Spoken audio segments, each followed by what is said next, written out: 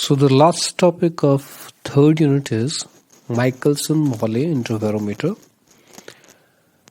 और ये क्या है, आपने Michelson Morley experiment first year में किया होगा. एक्सपेरिमेंट बिल्कुल वैसे ही है. What is there? Monochromatic source, और जो सोर्स है इस कन्वर्जिंग लेंस के फोकस पर रखी गई है ताकि रेज जो हैं जब यहाँ से सोर्स से चलें दे बिकम पैरेलल.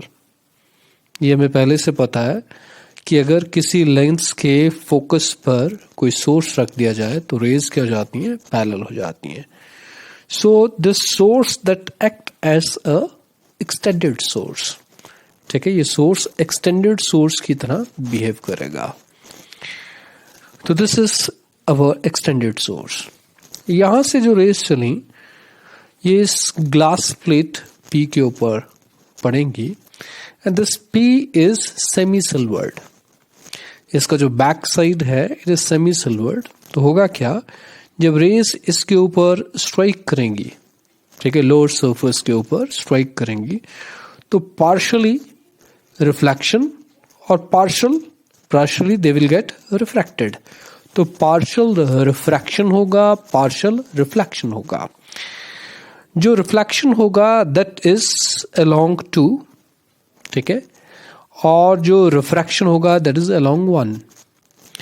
और जो सामने मिरर्स पड़े हैं यहां M2 और यहां M1, ठीक है.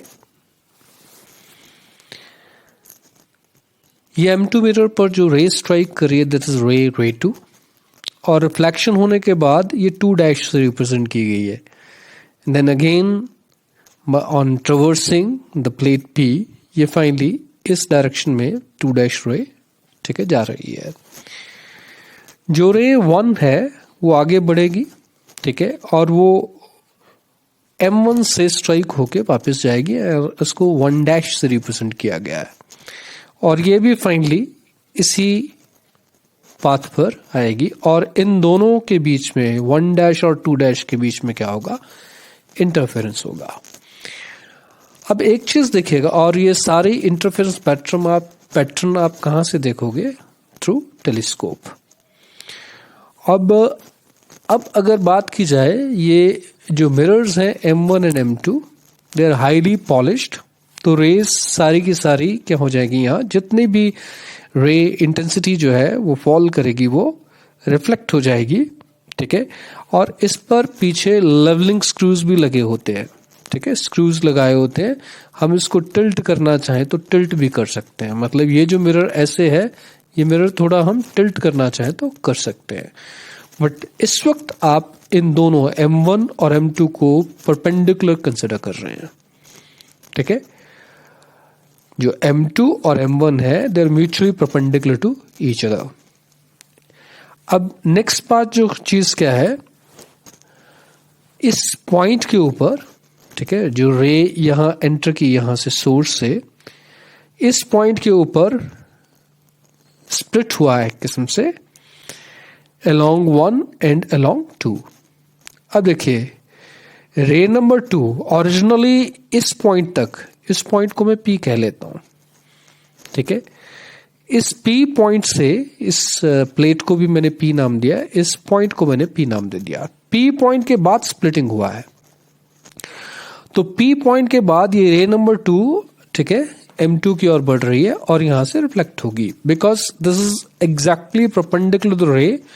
तो ये बिल्कुल अपने पाथ को रिट्रेस करेगी. अगर टोटलिटी में अगर बात की जाए तो रे नंबर जो 1 है इसने इस प्लेट को, क्योंकि ये जो रे ओरिजिनल थी यही P पॉइंट पर आके स्प्लिट हुई है, तो आप ऐसा कह सकते हैं रे नंबर 1 जो है इस प्लेट को कितनी बार क्रॉस कर रही है, सिर्फ एक बार क्रॉस कर रही है.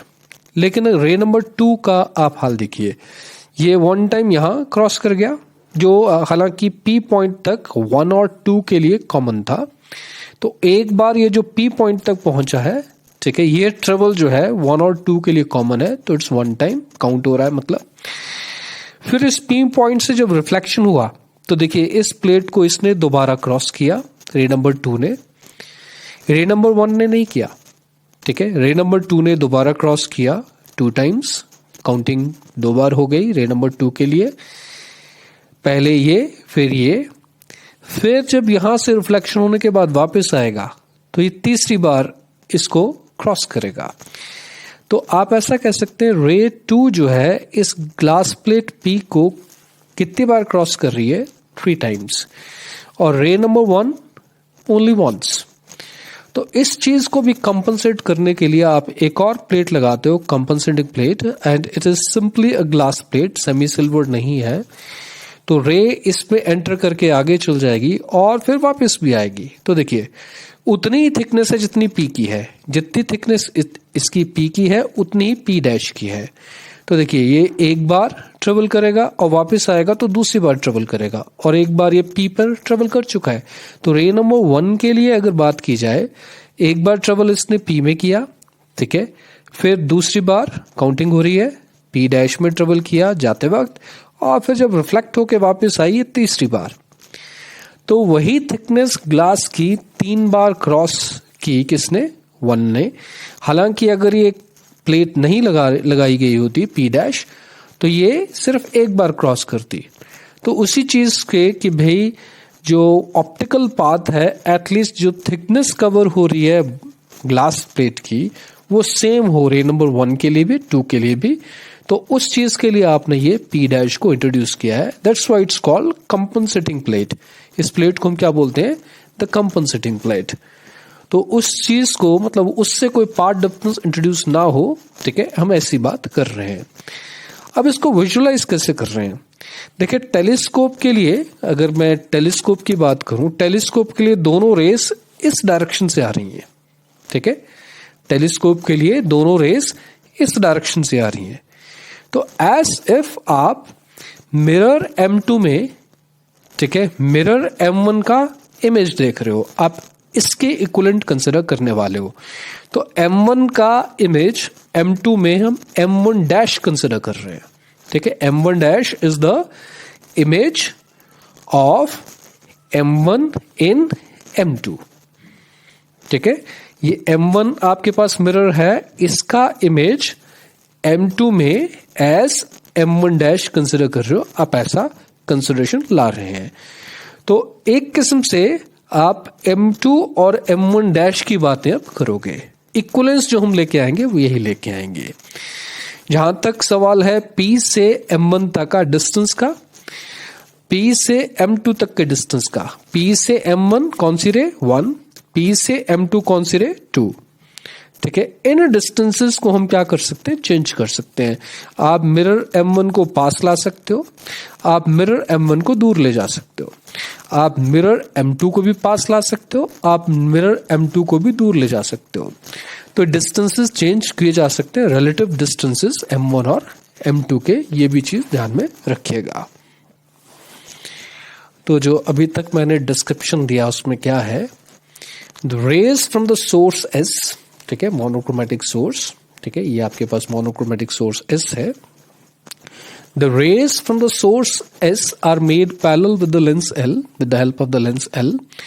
The rays are divided into 2 parts, ठीक है, partial reflection और refraction, 1 dash और 2 dash की मैंने बात की, और ये finally 1 dash और 2 dash वो इंटरफेरेंस पैटर्न बनाएंगे। ये चीज मैं एक्सप्लेन कर चुका हूं, ठीक है, ये चीज आपको क्लियर हो जानी चाहिए।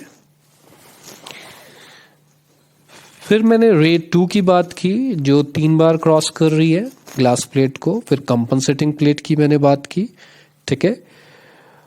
और पाथ डिफरेंस जो रेस के बीच में हम चेंज कैसे कर सकते हैं, by the movement of the mirrors, either M1 और M2, ठीक है, ये भी चीज मैंने कह दी।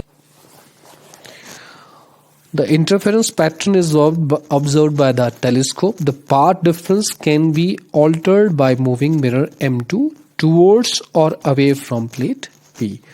आप M2 को भी मूव कर सकते हो, आप M1 को भी मूव कर सकते हो, ठीक है। इस वक्त मैंने M2 की बात की, M2 को, ये M2 है, ठीक है, पास ले जा सकते हो, दूर ले जा सकते हो फ्रॉम द प्लेट P। तो इस वक्त मेन सोर्स में P पॉइंट कंसिडर कर रहा हूं और ये दोनों मिरर्स की बात कर रहा हूं, ठीक है। Rather M1 dash that is image, ठीक है, ऑफ M1 इन M2 ऐसा कंसिडर किया जा रहा है। और इक्विवेलेंस अब आपके पास क्या है, इक्विवेलेंस है कि ये पॉइंट P, ठीक है, ये M1 अभी मैंने आपको बताया, और ये M1 डैश, और दोनों के बीच में डिस्टेंस कितना, that is D, as if it is air film between M2 and M1 dash. हालांकि एक्चुअल सिस्टम अलग है, ठीक है, लेकिन उसका हम इक्विवेलेंट एक डायग्राम बना रहे हैं। The Michelson-Morley experiment replaces N equivalent optical system, ठीक है।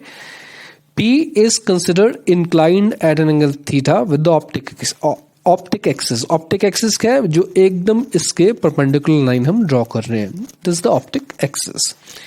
और उसके साथ इस ऑप्टिक एक्सिस के साथ जो एंगल बना रहा है, ठीक है, ये रहे, इस वक्त ये एंगल कितना है, दैट इज थीटा। तो ऐसा हमने कंसिडर किया। और ये जो फिल्म की थिकनेस कितनी है, दैट इज D। और ये P पॉइंट इस M2 से कितने डिस्टेंस पर है, that is at distance x, this distance is x, और ये D डिस्टेंस है। तो अगर मैं इस P पॉइंट की इमेज की बात करूं इन M2, ठीक है, तो वो P1 है, और कितना डिस्टेंस पीछे होगी, x डिस्टेंस पीछे फ्रॉम M2। तो अगर ये डिस्टेंस x है, ठीक है, P पॉइंट का डिस्टेंस इस मिरर से x है, दिस इज x, तो इतना ही डिस्टेंस x पीछे ये इमेज बनेगी P1। सो ये डिस्टेंस मैंने यहां कंसिडर करके रखा है x। और अगर इस P पॉइंट का इमेज में M1 डैश में देखता हूं, तो ये टोटल डिस्टेंस कितना हो जाएगा, x प्लस D। तो M1 डैश से कितना इमेज पीछे होगा, that is x plus D। तो ये डिस्टेंस आपके पास क्या है, that is x plus D, ठीक है। लेकिन P1 और P2 के बीच में, P2 आपके पास क्या बन गया, it's the image of P in M1 dash, ठीक है। P की इमेज M1 डैश में कितना डिस्टेंस पीछे होगी, जितना P का डिस्टेंस है M1 डैश से, और P से M1 डैश का डिस्टेंस आपके पास क्या, that is x plus D, उतना ही पीछे बन जाएगी, that is x plus D। तो ये भी आपके पास x प्लस D है। तो P2 आपके पास इमेज है किसका, P का, किसमें, M1 डैश में। लेकिन P1 और P2 जो इमेजेस हैं P की M2 एंड M1 डैश में, उनके बीच में डिस्टेंस कितना हो जाएगा, दैट विल बी 2D, ठीक है। ये डिस्टेंस आपके पास D है, ये आपके पास x है, ठीक, और ये आपके पास x प्लस D है। तो ऑटोमेटिकली ये वाला डिस्टेंस कितना बन जाएगा, that will be equal to 2D। वो कैसे, ये टोटल डिस्टेंस कितना है आपके पास, यहां से यहां तक कितना, x प्लस D, और ये कितना है D। तो ये M2 से P2 तक का डिस्टेंस क्या हो जाएगा, x प्लस 2D, और उसमें से आप ये x डिस्टेंस सब्ट्रैक्ट कर दीजिए, तो बाकी क्या बचेगा, दैट इज 2D। तो P1 और P2 के बीच में डिस्टेंस कितना होगा, that is 2D। P1 and P2 they will act as coherent sources. Equivalence हमने कुछ ऐसा बनाया है, ठीक है, ताकि हम इसको अब स्टडी कर पाए। तो P1 P2 अब कोहेरेंट सोर्सेज की तरह कंसिडर किए जाएंगे, और इनके बीच, इनसे जो रेज हम कंसिडर करेंगे, इनके बीच में इंटरफेरेंस की बात हो रही है। Now what is the path difference. यहां से जो ये जो P पॉइंट से जो रे चली, ठीक है, जो रिफ्लेक्ट होके यहां आई, बैक ट्रेस करेंगे तो ये P1, ठीक है, ये इसीलिए इसको मैंने इमेज बोला P का, यहां as of the rays, telescope के लिए रेज कहां से आ रही है, P1 से आ रही है। उसी तरीके से ये रे जो आपके पास आगे है, ठीक है, ये इस मिरर से अगर रिफ्लेक्शन की बात होती है, which is of course the image of M1 in M2, ठीक है, M1 डैश से आप बात कर रहे हैं। हालांकि अगर इसको एक्चुअल उसमें देखा जाए, the mirror M1 and M2 they are perpendicular, ठीक है, ये एक मिरर ऐसे, एक मिरर ऐसे, और इस मिरर का इमेज आप यहां कंसिडर कर रहे हैं।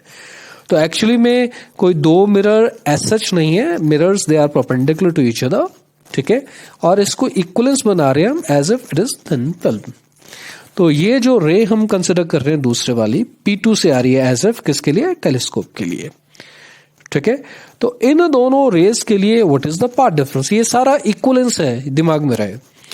तो हम क्या करते हैं, यहां से परपेंडिकुलर ड्रॉ करते हैं, इसके बाद दोनों रेस हैं, they are travelling the equal distance, ठीक है, they are the virtual sources rather, actually में कोई रे यहां नहीं है, ठीक है, यहां देखा जाए तो रे डॉटेड में इसीलिए एक्सटेंड किया गया है, तो they are the virtual sources, but path difference की हमने बात करनी है, तो this is the path difference, क्योंकि आपने परपेंडिकुलर ड्रॉ कर दिया, ठीक है, और ये रेस आगे तो इस परपेंडिकुलर के बाद, ठीक है, बराबर डिस्टेंस ट्रेवल करेंगी, तो path difference will be equal to this. तो अगर मैं इस ट्रायंगल में बात करूं, ठीक है, ये आपके पास क्या, दिस इज 2D, और ये एंगल थीटा है, तो ये भी आपके पास सिमेट्रिकली ये एंगल क्या हो जाएगा, थीटा, ठीक है, ये एंगल थीटा है, तो ये एंगल थीटा है, ये भी एंगल थीटा है आपके पास। तो अगर मैं इस ट्रायंगल में बात करूं, पाथ डिफरेंस बाय 2D वो क्या बन जाएगा, that will be equal to cos theta. तो path difference by 2D is cos theta, तो पाथ डिफरेंस क्या होगा, that is 2D cos theta. तो P1 और P2 से जो रेज आ रही हैं टेलीस्कोप पर पड़ रही हैं, उनके बीच में पाथ डिफरेंस कितना, 2D cos थीटा। हालांकि हमारा जो इंसिडेंस है, ठीक है, दैट इज नॉर्मल इंसिडेंस, और उसके लिए थीटा की वैल्यू ऑटोमेटिकली आपके पास 0 हो जाएगी। अगर एकदम नॉर्मल इंसिडेंस है तो थीटा की वैल्यू आपके पास ऐसे ना हो के रे ऐसे कंसिडर करेंगे, तो आपके पास थीटा क्या हो जाएगा, दैट विल बी 0। तो cos 0 क्या हो जाएगा, 1, तो आपके पास पाथ डिफरेंस कितना हो जाएगा, 2D। अकॉर्डिंगली हम बात करेंगे। तो यहां जो हमने अभी ये बात कही, ये सारी डिस्क्रिप्शन, ठीक है, आगे हमने ये लिखी है।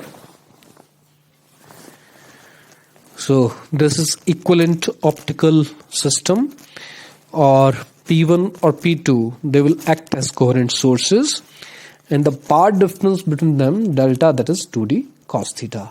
ठीक है, ये यहां तक मैंने आपको चीज बताई अभी तक। बाकी नेक्स्ट पेज पे एक और चीज, since reflection takes place from dense medium, therefore additional path difference of lambda by 2 introduce. किसके लिए, कौन सी रे के लिए बात हो रही है, अब ये चीज एक्सप्लेन कर देता हूं। ये इस रे के लिए बात हो रही है 2 के लिए, क्योंकि P पॉइंट पर जब रिफ्लेक्शन होगा, this is reflection from a dense medium, ठीक है, क्योंकि ये सेमी सिल्वर्ड है, तो सेमी सिल्वर्ड होने की वजह से, ठीक है, the rays trying to travel from the glass to the semi silvered portion and then there is reflection, तो this is reflection from a dense medium. तो लैम्डा बाय 2 का पाथ डिफरेंस एक इंट्रोड्यूस होगा, ठीक है, और वो हमें अकाउंट में लेना पड़ेगा, किसके लिए, फॉर द कैलकुलेशन कि भाई मैक्सिमम मिलेगा कि मिनिमम मिलेगा। तो पाथ डिफरेंस की कैलकुलेशन के लिए आपको एक्स्ट्रा लैम्डा बाय 2 का पाथ डिफरेंस इंट्रोड्यूस करना पड़ रहा है, because there is reflection from a denser medium.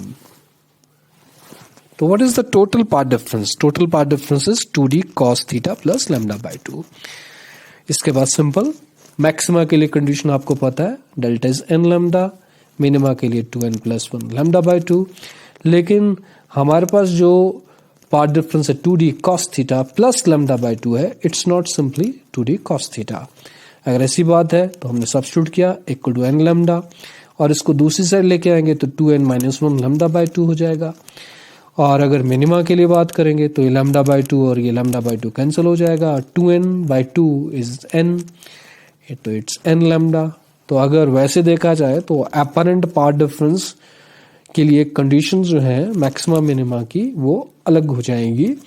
मतलब अगर n लैम्डा है तो मिनिमा हो जाएगा, and 2n minus 1 lambda by 2 या 2n plus 1 lambda by 2 equivalent है लैम्डा बाय 2 का ऑड मल्टीपल है, ऑड इंटीग्रल मल्टीपल है, तो आपके पास क्या मिलेगा, that is maxima, because of extra path difference lambda by 2 जो इंट्रोड्यूस हुआ था।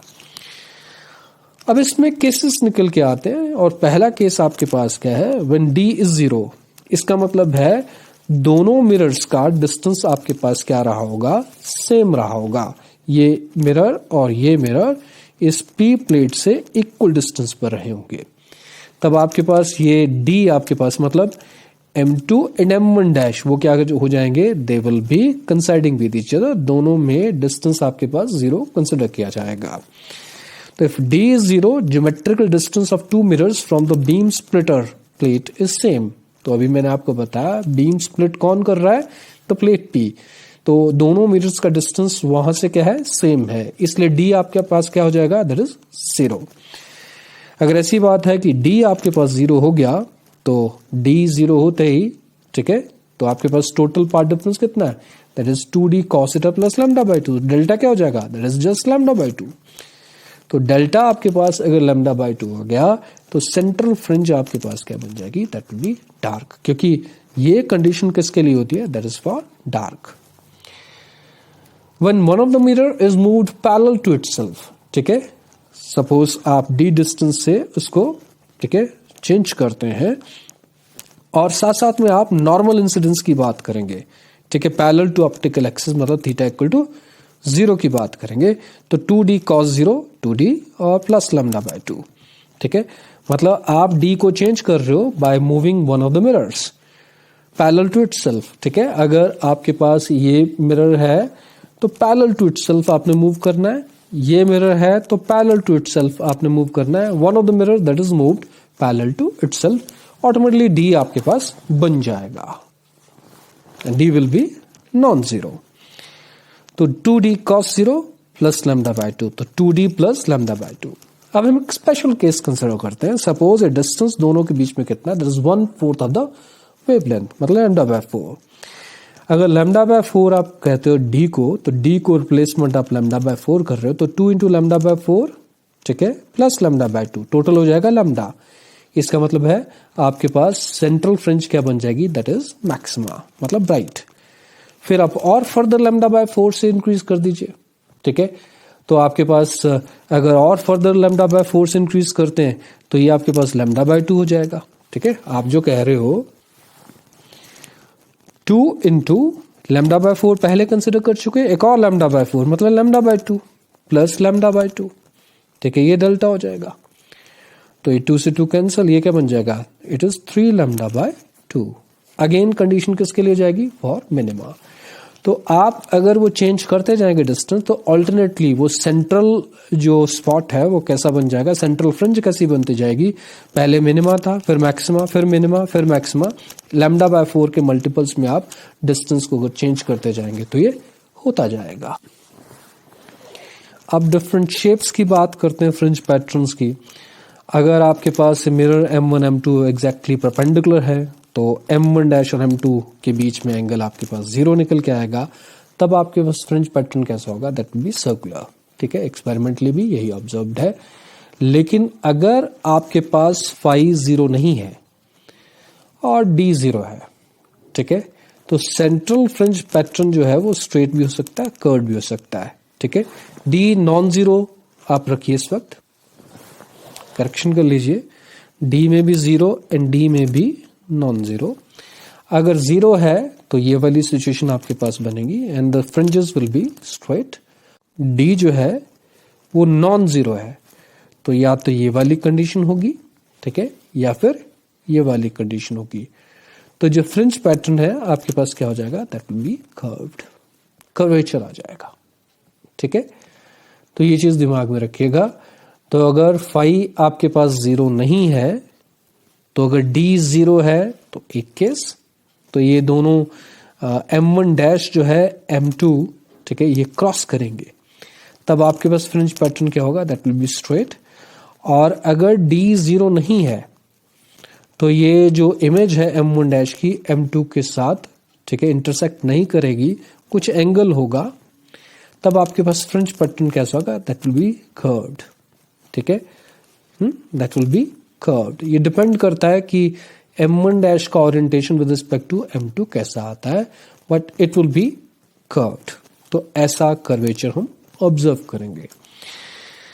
दूसरी बात, अगर हम व्हाइट लाइट यूज करते हैं, मोनोक्रोमेटिक लाइट की बजाय व्हाइट लाइट यूज करते हैं, तो हर एक वेवलेंथ का अपना एक पैटर्न होगा, ठीक है, हर एक वेवलेंथ का अपना पैटर्न होगा, ठीक है, हाँ, अलग फ्रिंज विड्थ्स होंगी।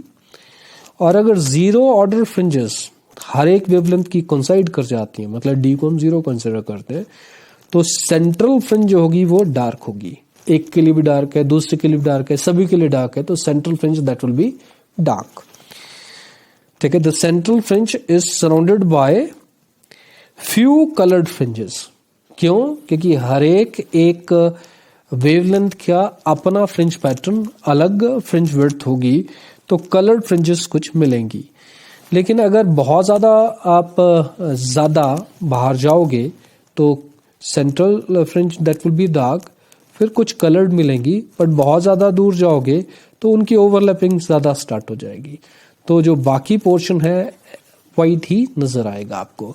तो सेंट्रल, ठीक है, dark fringe that will be surrounded by few coloured fringes and then white, ठीक है।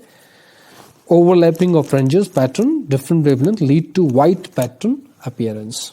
तो ये भी चीज दिमाग में रखिएगा। हमारे लिए ज्यादा इंपॉर्टेंट है कि हम इस इंटरफेरोमीटर का अब यूज क्या करेंगे। तो जो फर्स्ट यूज है to determine the wavelength of the monochromatic light, ठीक है। आप मोनोक्रोमेटिक लाइट की वेवलेंथ को बता सकते हैं। वो कैसे? When paths of interfering rays are nearly equal, मतलब M1 और M2 का डिस्टेंस P प्लेट से सेम है। इसका मतलब है M1 और साथ साथ में M1 M2 परपेंडिकुलर है। इसका मतलब है M2 और M1 डैश पैरेलल है। Then we obtain circular fringes. अभी हमने यही बात की थी आपको, जब फाई 0 है तो कैसा फ्रिंज पैटर्न नजर आता है, that is circular. When M1 is moved backward और फॉरवर्ड, ठीक है, जब आप M1 को आगे और पीछे मूव करेंगे तो होगा क्या, ठीक है। आप क्या कर रहे हो, आपके पास ये M2 है, ठीक है, और ये आपके पास M1 है। जब आप M1 को मूव करेंगे टूवर्ड्स और away from the plate P, तो इसका जो इमेज M2 में है वो आगे पीछे होगा, तो आपके पास D चेंज होगा। जब D चेंज होगा, जो आप टेलीस्कोप से पैटर्न देख रहे हो, तो सर्कुलर फ्रिंज पैटर्न जो आपको नजर आएगा, ठीक है, क्योंकि आपके पास D चेंज हो रहा है, तो उससे क्या है, आपके पास पैटर्न चेंज होगा, बिकॉज आपके पास D चेंज हो रहा है। मैंने आपको पहले ही बताया था कि जब आप D को चेंज करोगे तो फ्रिंज पैटर्न, ठीक है, किसी गिवन पॉइंट पर वो चेंज होना ही है, क्योंकि पाथ डिफरेंस चेंज होगा।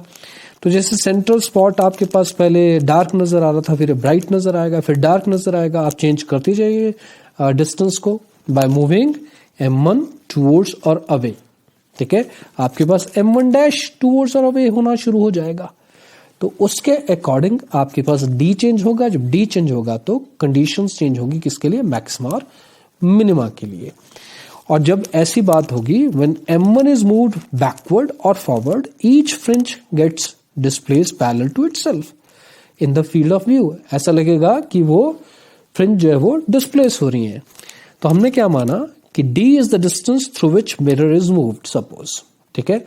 और कितनी फ्रिंजेस डिस्प्लेस हुई, मतलब आपके पास जैसे कोई फ्रिंज पैटर्न था, ठीक है, किसी पर्टिकुलर फ्रिंज पर हमने बात की, डिस्टेंस हमने चेंज करना शुरू किया और ये वाली फ्रिंज यहां पहुंच गई, तो कितनी फ्रिंजेस का डिस्प्लेसमेंट हुआ, suppose that number is N, ठीक है। तो N is the number of fringes displaced on the cross wire, ठीक है। क्रॉस वायर पर कितनी, टेलीस्कोप में जो क्रॉस वायर है उसमें हम देखेंगे कि कितनी फ्रिंजेस, ठीक है, डिस्प्लेस हो गई, तो उसके according 2D is N lambda, ठीक है, ये चीज आ जाएगी। और lambda is 2D bye N। आपके पास जो है that is 2D cos theta, condition जो है that is 2D cos theta that is equal to N lambda, किसके लिए, डार्क के लिए, ठीक। थीटा आपने 0 कंसिडर कर लिया तो cos 0 1 हो गया, तो 2D that is equal to N lambda. तो ये कंडीशंस आपके पास चेंज हुई, तो अगर N फ्रिंजेस शिफ्ट हो चुकी हैं, इसका मतलब 2D is equal to N lambda रहा होगा। अगर ऐसी बात है तो 2D equal to N lambda, तो लैम्डा आप डिटरमाइन कर सकते हैं, बस नंबर ऑफ फ्रिंजेस आप देखिए कितनी क्रॉस करेंगी क्रॉस वायर पे। तो इस तरीके से आप वेवलेंथ निकाल सकते हो of the monochromatic light. Next आप क्या कर सकते हो, refractive index of thin transparent film, ये निकाल सकते हो, ठीक है। ग्लास प्लेट हो सकता है। आप क्या कीजिए, जो भी आपके पास मिरर्स हैं, ठीक है, जैसे ये मिरर है, ये मिरर है और ये ग्लास प्लेट है, दोनों में से एक के पाथ में वो प्लेट P डैश भी है, P भी है, लेकिन अब वो ग्लास या थिन फिल्म की बात हो रही है जिसका हमने रिफ्रैक्टिव इंडेक्स कैलकुलेट करना है।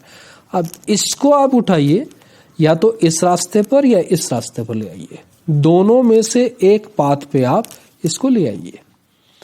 होगा क्या, सपोज मैं इसको रखता हूं और इसकी थिकनेस सपोज टी है, ठीक है, इसकी थिकनेस टी अगर है, ओके, अगर ये नहीं होता तो कितना डिस्टेंस ट्रेवल करता, टी डिस्टेंस ये रेस ट्रेवल करती। लेकिन इसके होने से जो रेस इसके अंदर चलेंगी, ठीक है, उनमें टाइम क्या लगेगा, डिफरेंट लगेगा, बिकॉज इसका रिफ्रैक्टिव इंडेक्स डिफरेंट है। जो मैं चीज कह रहा हूं क्या, कि पहले सपोज ये टी डिस्टेंस ट्रेवल करता है, ठीक है, इन एयर। अब मैंने क्या किया, अब मैंने उतनी थिकनेस का क्या रख दिया, एक थिन फिल्म रख दी। अब ये चलेगा तो टी डिस्टेंस, लेकिन ऑप्टिकली कितना चलेगा, ठीक है, ऑप्टिकली अगर देखा जाए, और एक बार ट्रेवल करना है, दूसरी बार भी ट्रेवल करना है, रादर टी की बजाय ये 2t डिस्टेंस आपके पास ट्रेवल होगा। अगर ज्योमेट्रिकली देखूं, ज्योमेट्री वाइज देखूं, तो डिस्टेंस कितना है, 2t है, क्योंकि एक बार भी चलना है और वापस भी आना है। लेकिन अगर इसका रिफ्रैक्टिव इंडेक्स म्यू है, तो ऑप्टिकल पाथ, इक्विवेलेंट पाथ अगर मैं बात करूं तो कितना होगा, आप म्यू से मल्टीप्लाई करोगे, ठीक है, तो क्या बन जाएगा, 2t into mu, that is the optical path, ठीक है, which will be travelled by the light.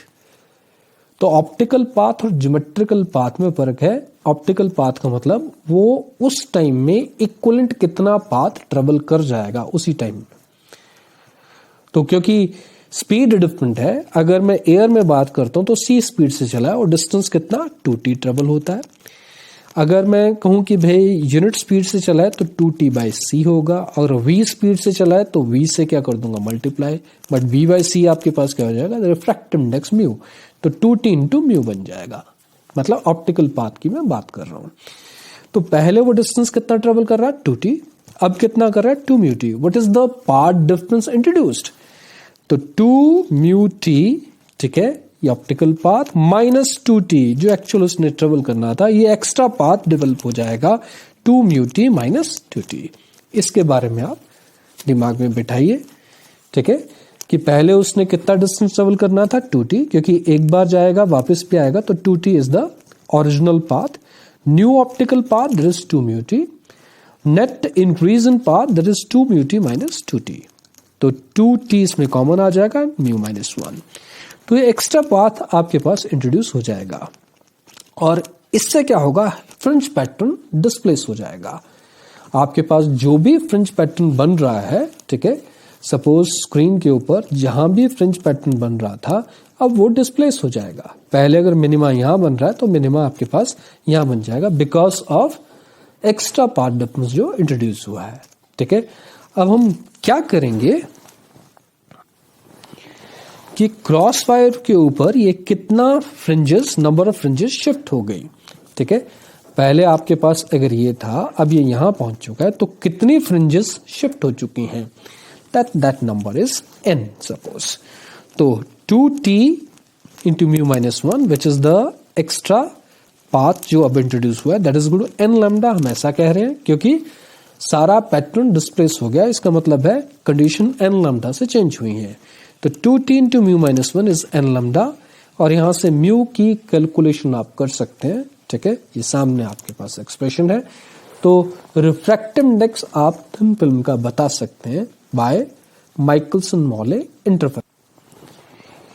Next जो बात है, we want to calculate the resolving power of the spectral lines, ठीक है, मतलब स्मॉल डिफरेंस इन वेवलेंथ ये आपको डिटरमिन करना है, तो ये भी आप कर सकते हैं by the Michelson-Morley interferometer. Suppose the extended source of light emit 2 wavelengths lambda 1 lambda 2, lambda 1 lambda 2 के काफी ज्यादा क्लोज है, बराबर नहीं है but nearly same, difference is very very small, और उस डिफरेंस को देखना चाहते हैं। रिजॉल्विंग पावर का मतलब ये होता है, you try to resolve, you try to separate, वो एक ना लगे, ठीक है, तो आप सेपरेट कितना कम से कम कर सकते हो, that is the resolving power, उसके साथ रिलेटेड होता है, ठीक है। तो व्हाट इज द, जैसे अगर मैं आपकी आंख की बात करूं, सपोज मैं यहां 2 लाइंस ड्रॉ कर दूं, तो मैं इसको सेपरेटली देख पा रहा हूं। सपोज मैं इतना क्लोज ले जाता हूं कि मैं नहीं देख पा रहा हूं, ठीक है, ये एक ही लग रही हैं, बट एक्चुअली में, ठीक है, वो अलग हैं, तो मेरे आंख की रिजॉल्विंग पावर जो है, आई की रिजॉल्विंग पावर इस पर डिपेंड करती है, कितना कम से कम डिस्टेंस में देख सकता हूं, ठीक है, बीइंग सेपरेटेड। तो जितना कम देख पाऊंगा उतनी ज्यादा मेरे पास क्या होगी, रिजॉल्विंग पावर होगी। तो इसमें क्या है कि आपके पास लैम्डा वन, अब मैं लाइंस की बात नहीं कर रहा हूं, मैं अब वेवलेंथ्स की बात कर रहा हूं। तो lambda one lambda two they are very close to each other, और उनको मैं अलग अलग देख सकता हूं कि नहीं देख सकता हूं, ये बात है, ठीक है। टू इंटरफेरेंस, अब होगा क्या, दो वेवलेंथ्स है तो दोनों का इंटरफेरेंस पैटर्न होगा, ठीक है, और दोनों का interference pattern, one corresponding to lambda one and one corresponding to lambda two, वो सुपर इम्पोज करेंगे, they will superimpose on each other. If maxima of both superimpose, ठीक है, अगर एक का मैक्सिमा और दूसरे का मैक्सिमा सेम पॉइंट पर फॉल कर जाते हैं, तो ये आपके पास एनहांस्ड मैक्सिमा होगा, ठीक है, सबसे बड़ा मैक्सिमा होगा, आप ऐसा कह सकते हैं। If maxima both superimpose on each other at a point, then intensity of light at that point becomes maximum. अब क्या करते हैं, अब हम डिस्टेंस चेंज करते हैं, किसका, मिरर्स का। तो एक मिरर को आप चेंज कीजिए पैरेलल टू इटसेल्फ, होगा क्या, डी चेंज होगा। अब दोनों के patterns they will move out of step, क्यों, क्योंकि दोनों की वेवलेंथ डिफरेंट है। होगा क्या, जैसे मेरे हाथों को देखिए, तो एक पैटर्न भी मूव कर रहा होगा, दूसरा पैटर्न भी मूव कर रहा होगा, ठीक है। Suppose my finger is maxima, ठीक है, और जो गैप है दैट इज मिनिमा। तो पहले ये पूरा फॉल कर रहे थे, ठीक है, यू कैन सी दैट, ठीक है, तो मैक्सिमा मैक्सिमा है। अब क्या हुआ, जैसे डिस्टेंस चेंज किया, they will both of them will move, ठीक है, दोनों मूव करेंगे, एंड फाइनली ये दोबारा मैक्सिमा के ऊपर मैक्सिमा पड़ जाए, ठीक है। तो वो कब होगा, जब आपके पास एक फ्रिंज का चेंज आएगा, मतलब ये जब ये मैक्सिमा पहले इस पर पड़ रहा था, अब ये मैक्सिमा इस पर पड़ना शुरू हो जाएगा। तो जो ऑर्डर है, पहले अगर M1 M2 अगर ऑर्डर्स हैं, तो वो चेंज आपके पास कितना होना चाहिए, that should be by unity, that means 1। मैंने अभी आपको यही चीज बताई कि जब आप डिस्टेंस d चेंज करोगे तो पैटर्न जो है वो चेंज होगा, ठीक है, दोनों चेंज होंगे, दोनों शिफ्ट हो रहे होंगे। बट क्या होना चाहिए, पहले अगर ये मैक्सिमा इस मैक्सिमा के ऊपर पड़ रहा था, अब ये वाला मैक्सिमा इसके ऊपर पड़ना चाहिए, मतलब जो ऑर्डर में चेंज आना चाहिए वो यूनिटी का आना चाहिए, दैट्स इंपॉर्टेंट। तो firstly the intensity will decrease, जैसे आप डिस्टेंस चेंज करोगे जो इंटेंसिटी डिक्रीज करेगी, finally comes to the original maxima. तो change from one maxima state, higher intensity, to the next will occur when number of fringes M1 of lambda 1 crossing the field of view is one more than M2 for lambda 2, ठीक है, मतलब M1 minus M2 आपके पास 1 हो जाए। अभी मैंने आपको वही चीज एक्सप्लेन की। तो क्लियरली आपके पास 2 डेल्टा डी, ठीक है, delta D that is the change in the relative shift in the mirrors, that is delta D. 2 delta D, एक के लिए एन लैम्डा जैसे बोलते हैं तो M1 लैम्डा, दूसरे के लिए M2 लैम्डा, क्योंकि डेल्टा टी तो दोनों के लिए सेम है, ठीक है, delta t d is same for both delta d. तो 2 delta d is M1 lambda for one and 2 delta d is M2 lambda for the second one. M1 यहां से 2 delta d divided by lambda 1 और यहां से 2 delta d divided by lambda 2, और हम क्या कह रहे हैं, M1 minus M2 that is equal to 1। 2 delta D आपके पास कॉमन आ जाएगा, 1 by lambda 1 minus 1 by lambda 2 that is equal to 1। और ये एलसीएम लैम्डा 1 लैम्डा 2 आ गया, और ऊपर लैम्डा 2 माइनस लैम्डा 1, और लैम्डा 2 माइनस लैम्डा 1 ही हम डिटरमिन करने को है। बट याद रखिएगा लैम्डा 1 लैम्डा 2 में डिफरेंस बहुत कम है। तो अगर ऐसी बात है तो जब भी प्रोडक्ट की बात आएगी, ठीक है, जब मैं प्रोडक्ट की बात करूंगा, मतलब लैम्डा 1 इंटू लैम्डा 2, तब मैं प्रोडक्ट में जैसे 100 मल्टीप्लाई 100.0005 ऐसा कर लूं, ठीक है, तो मैं इसको नियरली 100 स्क्वायर कर सकता हूं, because the two are very very close to each other. या फिर इन दोनों का मीन कर सकता हूं, 100 प्लस 100.005 डिवाइडेड बाय 2, ठीक है, उसका स्क्वायर कर सकता हूं। तो मैं वो चीज कह रहा हूं। बट एक चीज याद रखिए, लैम्डा 2 माइनस लैम्डा 1 को मैं 0 नहीं कह सकता। जब डिफरेंस की बात आएगी तो डिफरेंस है, और जब मल्टीप्लिकेशन की बात आएगी तो मल्टीप्लिकेशन में क्या कर सकता हूं, λ1 into λ2 nearly equal to the square of the mean कर सकता हूं मैं, because they are very close to each other. Calculation में बहुत ज्यादा फर्क नहीं लाएगा इसलिए, अदरवाइज अगर कैलकुलेशन में ज्यादा फर्क लाए तो ये अलाउड नहीं होगा। तो λ1 is nearly equal to λ2, nearly equal to lambda, ठीक है, and lambda is λ1 plus λ2 divided by 2 mean. तो λ1 into λ2 that is lambda square, और लैम्डा क्या है, द मीन ऑफ λ1 एंड λ2। तो इस λ1 λ2 को आपने लैम्डा स्क्वायर कर दिया, लेकिन λ2 माइनस λ1 को आपने नहीं छेड़ा, क्योंकि यही डिफरेंस तो कैलकुलेट करने को है। अगर इसी को जीरो कर दूंगा तो कैलकुलेट क्या करूंगा, ठीक है, रादर ये डिफरेंस मुझे कैलकुलेट करना है। तो λ2 minus λ1 as lambda square divided by 2 delta D. आप क्या कर सकते हो, इस डिफरेंस को भी कैलकुलेट कर सकते हो बाय माइकलसन मॉर्ले एक्सपेरिमेंट और अदर माइकलसन मॉर्ले इंटरफेरोमीटर। जो लास्ट है application to determine the thickness of transparent sheet, वही चीज कि दोनों में से एक रे के पाथ में हम शीट इंट्रोड्यूस कर देंगे, तो new optical path that will B 2 μt, जो भी हमने शीट इंट्रोड्यूस की है, ठीक है, जिसकी थिकनेस को हमने डिटरमिन करना है, provided it's refractive index is known, ठीक है, तभी हम कर पाएंगे। तो 2 μt new optical path, 2t is the original path, delta dash अभी हमने थोड़ी देर पहले यही किया था, ठीक है, तो ये कैलकुलेशन वाइज तो अभी यही है। अब हम क्या करेंगे, किसी एक मिरर को, अच्छा इससे होगा क्या, जैसे आप शीट इंट्रोड्यूस करोगे this will shift the central fringe because the transparent material will introduce extra optical path, सारा फ्रिंज पैटर्न शिफ्ट हो जाएगा, ठीक है, ये चीज ध्यान में रहे जैसे ही आप उस शीट को लाएंगे।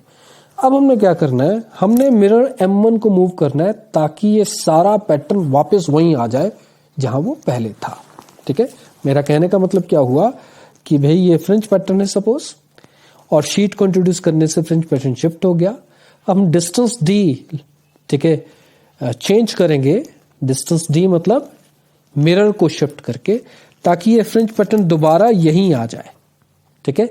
जब दोबारा यहीं आ जाएगा तब हमारी कैलकुलेशन फिर स्टार्ट होती है। तो M1 is moved gradually through distance d such that central fringe reoccupies its position। इसका मतलब है ये जो एडिशनल पाथ इंट्रोड्यूस हुआ था, ठीक है, दैट इज काउंटर बैलेंस्ड, ठीक है, that is counter balanced by the mirror displacement. और मिरर की डिस्प्लेसमेंट अगर d से करते हो तो उससे डिफरेंस कितना आता है पाथ्स में, दैट इज 2d।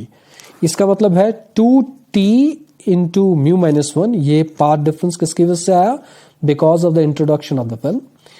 और जब मिरर को आपने मूव किया उसकी वजह से 2d, the two are counter balancing each other, इसलिए आपने इक्वेट कर दिया क्योंकि जो पैटर्न है दोबारा वहीं आ गया।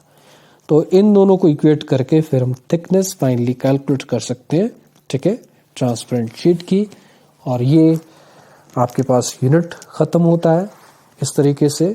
इस चीज को आप कर लीजिए। आज तक के लिए इतना।